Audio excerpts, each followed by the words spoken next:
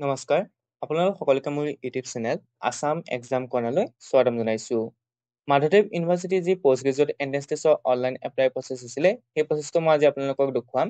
কেনেকৈ অনলাইন আবেদন কৰিব বা কি কি প্ৰচেছ আছে সেই সকলো ষ্টেপ দেখুৱাই যাম। গতিকে প্ৰথমবাৰ শেষলৈকে ভিডিঅ'টো চাব বুলি আশা ৰাখিছোঁ। আপোনালোকে অনলাইন আবেদন কৰিবৰ কাৰণে মাধৱদেৱ ইউনিভাৰ্চিটিৰ যিটো অফিচিয়েল ৱেবছাইট অহাৰ পিছতে আপোনালোকে তললে মোবাইলে হওক বা লেপটপে হওক আপোনালোকে য'তেই নহওক এপ্লাই কৰিব পাৰিব। তললে অহাৰ পিছত ইম্পৰ্টেণ্ট লিংকত দেখিব। ইম্পৰ্টেণ্ট লিংকতে আপোনালোকে মাধৱদেৱ university post graduate entrance test দেখিব, তাতে ক্লিক কৰিব। নহ'লে যদি আপোনালোকৰ প্ৰয়োজন হৈছে তেতিয়াহ'লে মই কমেণ্ট বক্সত লিংকটো দি দিম, আপোনালোকে ল'ব পাৰিব। ইয়াতে আপোনালোকে ক্লিক কৰিব। ক্লিক কৰাৰ পিছতে আপোনালোকৰ সন্মুখত আহিব এখন নতুন ডাছবৰ্ড। এনেকৈ আহিব আপোনালোকৰ সন্মুখত Madhabdev university post graduate entrance test 2025। তলত দেখিব আপোনালোকে click here apply for MDUPGET 2025-26 academic session. তাতে আপোনালোকে ক্লিক কৰিব। ক্লিক কৰাৰ পিছতে আপোনালোকৰ সন্মুখত আহিব আপোনালোকৰ যি লগ ইন অৰ্থাৎ আপোনালোকৰ যি ৰেজিষ্ট্ৰেশ্যন প্ৰচেছটো, অৰ্থাৎ প্ৰথম আপোনালোকে ৰেজিষ্ট্ৰেশ্যন কৰি ল'ব লাগিব। তাৰপিছতে আপোনালোকৰ ফৰ্মখন ফিল আপ কৰিব পাৰিব। গতিকে ইয়াতে আপোনালোকে দেখিব post graduate entrance test 2025 last day submission of online application 17 June. 17 জুনৰ 3টা বজালৈকে লাষ্ট ডেট দিয়া আছে। গতিকে আপোনালোকে প্ৰথম ৰেজিষ্ট্ৰেশ্যন কৰিব লাগিব। ক্লিক হিয়াৰ ফৰ ৰেজিষ্ট্ৰেশ্যন বটনটো যিটো দেখিব তাতে আপোনালোকে ক্লিক কৰিব লাগিব। ক্লিক কৰাৰ পিছত ইউজাৰ চাইন আপ দেখিছে, ইয়াতে আপোনালোকে ইউজাৰ চাইন আপত আপোনালোকে প্ৰথম আপোনাৰ ফাৰ্ষ্ট নেমটো, ইয়াত আপোনালোকে শ্ৰী মিষ্টাৰ একো নলগাব, ফাৰ্ষ্ট নেমটো দিব। তাৰপৰা লাষ্ট নেমটো দিব, লাষ্ট নেমটো আপোনাৰ টাইটেলটো দিব। তাৰপৰা আহিলে কণ্টেক্ট নম্বৰটো দিব, তাৰপিছত ইমেইল এড্ৰেছটো দিব আৰু পাছৱৰ্ডটো দিব আৰু এটা পাছৱৰ্ড অৰ্থাৎ আপোনালোকে পাছৱৰ্ড এটা দি পিছে আকৌ পুনৰ পাছৱৰ্ডটো দিব লাগিব। কাৰোবাৰ যদি মিডল নেম থাকে যেনেকৈ জ্যোতি থাকিব পাৰে, কাৰোবাৰ হওক তেনেকৈ যদি থাকে আপোনাৰ ফাৰ্ষ্ট নম্বৰতে ভৰাই দিব জ্যোতিটো, লাষ্ট নম্বৰ অকল টাইটেলটো দিব। যদি আপোনাৰ নামটো প্ৰণৱ জ্যোতি তেতিয়া প্ৰণৱ জ্যোতি বুলি দিব, কাৰোবাৰ নাম যদি দিব্যজ্যোতিটো তেতিয়া ইয়াতে আপোনাৰ জ্যোতিটো ইয়াতে ভৰাই দিব, মাজতে গেপ দি। তেনেকৈ যদি আপোনাৰ 3টা নাম থাকে, 3টা ষ্টেপ থাকে, তেতিয়াহ'লে আপোনালোকে ফাৰ্ষ্ট নেমতে 2টা দিব, লাষ্টত আপোনালোকৰ লাষ্ট নেমটো উল্লেখ কৰিব।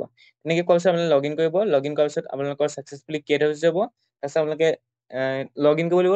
লগ ইনৰ কাৰণে আপোনালোকৰ যিটো মোবাইল নম্বৰ দিছিলে সেইটো নহ'লে ইমেইল ID দুইটা দি পেলাই লগ ইন কৰিব পাৰে।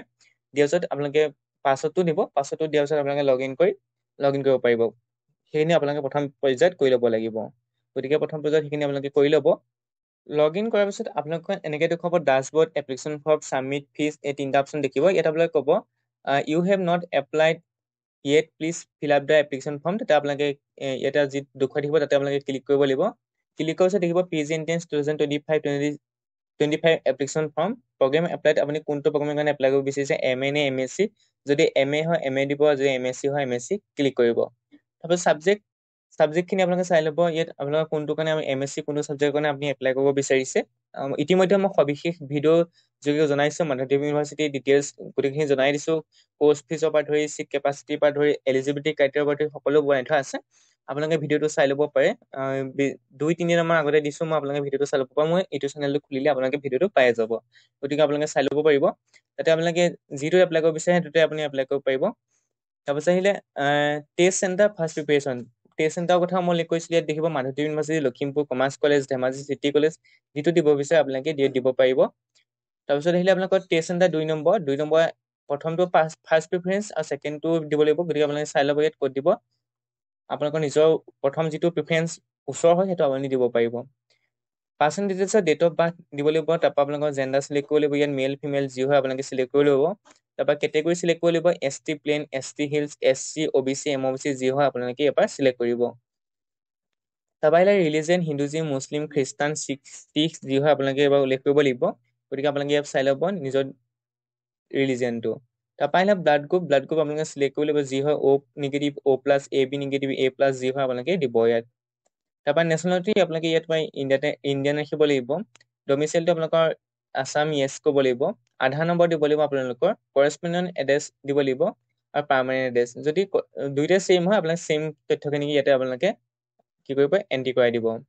তাৰপিছত আহিলে university registration details, if applicable, if no type না।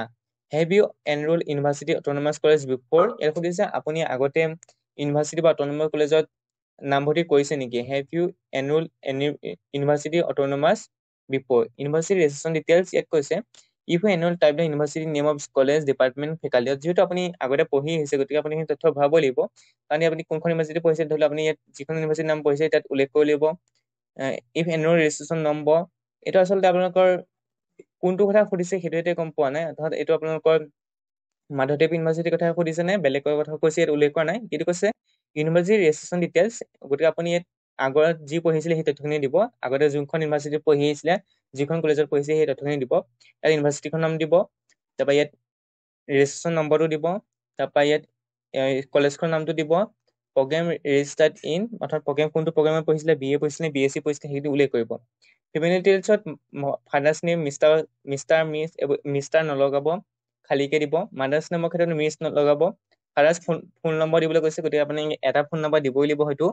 তাৰপৰা mothers name, mothers mobile number, guardian name দি দিব, ইমাৰ্জেঞ্চি কণ্টেক্ট নম্বৰ এটা দিব লাগিব আপোনালোকে। কম্বাইন ফেমিলি ইনকম, অৰ্থাৎ আপোনালোকৰ ঘৰৰ ফেমিলি ইনকাম বিলো 4 লাখ হ'লে 4 লাখ দিব, যি 4 লাখতকৈ ওপৰ হয় 4 লাখ বুলি উল্লেখ কৰিব লাগিব। গতিকে আপুনি সেইখিনি তথ্য ভালদৰে ফিল আপ কৰি ল'ব। তাৰপৰা আহিলে আদাৰ কেটেগৰী, পাৰ্চন উইজ বেঞ্চমাৰ্ক ডিজিবিলি যদি ইয়েছ হয় ইয়েছ বুলি লিখিব লাগিব, ন' হ'লে ন'। ইকনমিকেলি উইকাৰ ছেকশ্যনত EWS চাৰ্টিফিকেট বিচাৰে যদি আপুনি, অৰ্থাৎ EWS চাৰ্টিফিকেট আছে যদি আপুনি ইয়েছ ক'ব, নাথাকিলে ন' ক'ব। এক্সট্ৰা কাৰিকুলাৰ এক্টিভিটি যদি আছে আপোনালোকে দিব লাগিব কোনটো এক্সট্ৰা কাৰিকুলাৰ এক্টিভিটি আছে। স্পৰ্টছ যদি আছে দিব পাৰিব, স্পৰ্টছৰ যি চাৰ্টিফিকেট আছে। গতিকে এইখিনি আপোনালোকে এপ্লাই কৰিব লাগিব। Do you have any illness, এইখিনি ইয়েছ ন' আপোনালোকে ভৰাই যাব লাগিব। আৰবান মেট্ৰপলিটন, এইখিনি সকলো আপোনালোকে ভৰাব লাগিব। চাই ল'ব, গোটেইখিনি মই পঢ়ি নাযাওঁ। আৰ ইউ চন ডাটা প্ৰেজেণ্ট এমপ্লয় মানুহ ইয়েছ ন' বুলি আপোনালোকে সকলো লিখিব লাগিব। এইখিনি গোটেইখিনি আপোনালোকে এবাৰ ভালদৰে পঢ়ি ল'ব। তাৰপৰা আহিলে আণ্ডাৰ গ্ৰেজুৱেটৰ কথা উল্লেখ কৰিবলৈ কৈছে, অৰ্থাৎ আপোনালোকে যি গ্ৰেজুৱেশ্যন কমপ্লিট কৰিলে সেই কথা উল্লেখ কৰিবলৈ কৈছে। গতিকে আপুনি ইয়াত যদি আপুনি 6th ছেমিষ্টাৰত পঢ়ি আছে, তাৰ মানে ৰিজাল্ট অহা নাই, তেতিয়া আপুনি এপিয়াৰ বুলি দিব, যদি পাছ কৰিলে পাছ বুলি দিব। পাছ কৰিলে পাছিং ইয়েৰ, পাৰ্চেণ্টেজ সকলো তথ্য ভৰাব লাগিব। যদি এপিয়েড হয় তেতিয়াহ'লে আপোনালোকৰ হয়তো এইখিনি ভৰাব নালাগে। আৰ্টছ নে চায়েন্স নে ষ্ট্ৰীম সেইটো দিব। যদি আৰ্টছ হয় আৰ্টছ দিব, চায়েন্স হ'লে চায়েন্স দিব। College name, university name, subject combination, major minor, university registration number সকলো দিব। অৰ্থাৎ মেজৰ মাইনৰ মানে ধৰি লওক যিসকলে এতিয়া হেৰি পঢ়িছে তেওঁলোকৰতো মেজৰ মাইনৰ থাকে। যদি আপোনালোকে CBCS হয় তেতিয়াহ'লে আপোনালোকৰ যিখন পাছ কৰ্চ আছিলে, ধৰি লওক জুলজি মেজৰ লৈছিলে, বটানী পাছ কৰ্চ আছিলে, তেতিয়া বটানী জুলজি দি দিব, তেনেকৈ আপোনালোকে উল্লেখ কৰিব লাগিব। যদি এপিয়েড হৈছে, যদি পাছ কৰিছে তেতিয়াহ'লে পাছ কৰিলে আপুনি সকলো তথ্য দিব লাগিব ইয়াত। Passing year, percentage, stream science, college name সকলো তথ্য, ইউনিভাৰ্চিটিৰ নাম সকলো দিব লাগিব। তাৰপৰা আহিলে আপোনালোকৰ ডকুমেণ্ট আপলোডৰ ক্ষেত্ৰত আহিব আপোনালোকৰ SLC এডমিট কাৰ্ড PDF, অৰ্থাৎ SLC এডমিট কাৰ্ডখন দিব লাগিব আপোনালোকৰ। Passport size photo ZPG, passport size photograph দিব লাগিব, চিগনেচাৰ দিব লাগিব। তাৰপিছত গ্ৰেজুৱেশ্যন চাৰ্টিফিকেট এণ্ড মাৰ্কশ্বিট, যিহেতু মই পাছ বুলি দিলোঁ, গতিকে আপোনালোকে দিবলৈ দিছে গ্ৰেজুৱেশ্যন চাৰ্টিফিকেট আৰু মাৰ্কশ্বিট একেলগে এটা PDF আপোনালোকে উল্লেখ কৰিব লাগিব। কেটেগৰী চাৰ্টিফিকেট দিব লাগিব, যিহেতু মই জেনেৰেল বুলি দিছোঁ, গতিকে কেটেগৰী চাৰ্টিফিকেট দিব নালাগে। OBC SC ST প্লেন হ'লে আপোনালোকে ইয়াত কাষ্টৰ চাৰ্টিফিকেট দিব লাগিব। আপোনালোকে OBC কাৰণে NCL নহয়, কাষ্টৰ চাৰ্টিফিকেট দিব লাগিব। আইডেণ্টিটি প্ৰুফৰ ক্ষেত্ৰত আপোনালোকৰ আধাৰ কাৰ্ড দিব লাগিব। ইনকম চাৰ্টিফিকেট আৰু ৰেচন কাৰ্ড, যদি ৰেচন কাৰ্ড আছে তেতিয়া ৰেচন কাৰ্ড দিব, যদি ইনকম চাৰ্টিফিকেট আছে ইনকম চাৰ্টিফিকেট দিব। মানে ৰেচন কাৰ্ড নাথাকিলে ইনকম চাৰ্টিফিকেট দিব। যদি ৰেচন কাৰ্ড আছে ৰেচন কাৰ্ডখনৰ যিটো ফ্ৰণ্ট পেজ আছে, অৰ্থাৎ আপোনাৰ ঘৰৰ যিখিনি সদস্যৰ নাম লিখা আছে সেইখন ফটো মাৰি PDF কৰি দি দিব।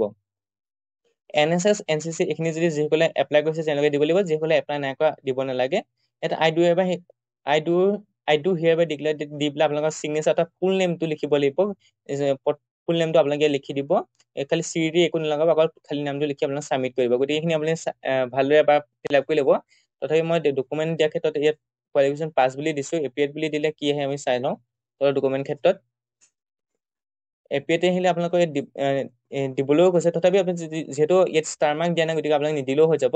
যিসকলে পাছ কৰিলে সেই ডকুমেণ্টখিনি দিলেই হ'ল। গতিকে এইখিনি ডকুমেণ্ট আপোনালোকে দি ফিল আপ কৰিব পাৰিব। এইখিনি আছিলে মাধৱদেৱ ইউনিভাৰ্চিটি পষ্ট গ্ৰেজুৱেট এণ্ট্ৰেন্স টেষ্টৰ অনলাইন এপ্লাই প্ৰচেছটো। গতিকে আপোনালোকক মই দেখুৱাই দিলোঁ, আপোনালোকে এপ্লাই কৰিব পাৰিব।